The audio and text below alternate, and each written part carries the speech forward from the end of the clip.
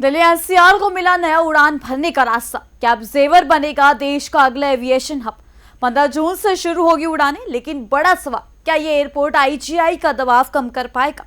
और सबसे अहम, क्या इससे बदलेगी वेस्ट यूपी की तस्वीर? क्योंकि अब इंतजार खत्म है। नोएडा इंटरनेशनल एयरपोर्ट से पहली फ्लाइट का ऐलान हो चुका है।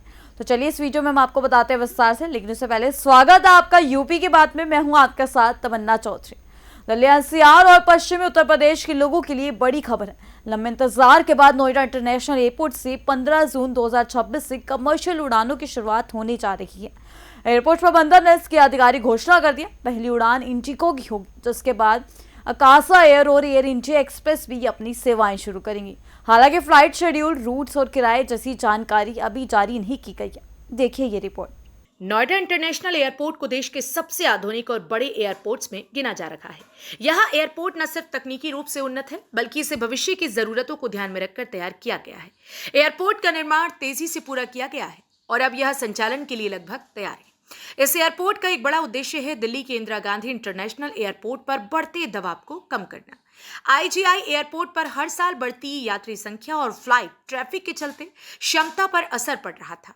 ऐसे में जेवर एयरपोर्ट का संचालन शुरू होना दिल्ली एनसीआर के एविएशन सेक्टर के लिए राहत भरी खबर है। इस एयरपोर्ट के शुरू होने से नोएडा, ग्रेटर नोएडा, गाजियाबाद, बुलंदशहर और आसपास के जिलों के लोगों को बड़ी सुविधा मिलेगी। अब यात्रियों को लंबी दूरी तय कर दिल्ली एयरपोर्ट जाने की जरूरत नहीं होगी। इसके साथ ही क्षेत्र में कनेक्टिविटी बेहतर होगी, जिससे निवेश और रोजगार के नए अवसर भी पैदा होंगे। हाल ही में bureau of civil aviation security यानी बीसीएएस ने एयरपोर्ट के एरोड्रम सिक्योरिटी प्रोग्राम को मंजूरी दे दी है। इसके तहत एयरपोर्ट को नो ऑब्जेक्शन सर्टिफिकेट भी जारी किया गया है। यह मंजूरी बेहद अहम मानी जाती है, क्योंकि इसके बिना किसी भी एयरपोर्ट के से कॉमर्शियल उड़ानों का संचालन जो है वो संभव नहीं होता। एरोड्रम सिक्योरिटी प्रोग्राम यानी एएसपी एयरपोर्ट की सुरक्षा व्यवस्था और प्रक्रियाओं का पूरा खाका होता है। इसमें यात्रियों की सुरक्षा, baggage scanning, airport access control और इमरजेंसी रिस्पांस जैसे सभी पहलुओं को शामिल किया जाता है। बीसीएस की मंजूरी ये सुनिश्चित करती है कि एयरपोर्ट सभी सुरक्षा मानकों पर खरा उतरता है।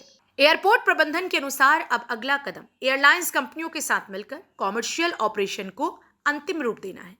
इंडिगो, आकाशा एयर और एयर इंडिया एक्सप्रेस के साथ समन्वय किया जा रहा है, ताकि उड़ानों की शुरुआत सुचारू और व्यवस्थित तरीके से हो सके। अधिकारियों का कहना है कि एयरपोर्ट पर सभी जरूरी सिस्टम, प्रक्रियाएं और स्टाफ को अंतिम रूप दिया जा रहा है। Ground handling, air traffic management और पैसेंजर सर्विस से जुड़े सभी इंतजाम लगभग पूरे हो चुके हैं, यानी अब सिर्फ उड़ानों के टेक ऑफ का इंतजार है।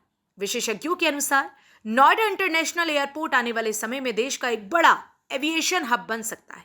ये न सिर्फ यात्रियों की सुविधा बढ़ाएगा, बल्कि उत्तर प्रदेश की अर्थव्यवस्था को भी नई दिशा देगा। तो 15 जून 2026 से जेवर एयरपोर्ट से उड़ानें शुरू होने के साथ ही दिल्ली एनसीआर के एविएशन सेक्टर में एक नया अध्याय शुरू होने जा रहा है। क्या यह एयरपोर्ट आईजीआई का दबाव कम कर पाएगा, या इससे वेस्ट यूपी में विकास की रफ्तार तेज होगी?